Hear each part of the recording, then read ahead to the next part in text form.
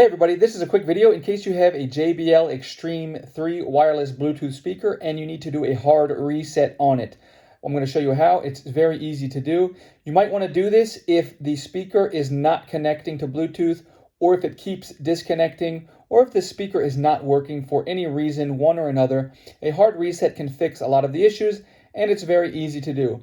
All we need to do on this speaker is to make sure that it's turned on. And then once we're sure it's turned on, we're just going to come and we're going to hold the volume up and the play button simultaneously. Just press them simultaneously for about 5 seconds. And after about 5 seconds, the speaker will turn off like it normally does. The lights will go out and it will make the classic JBL sound.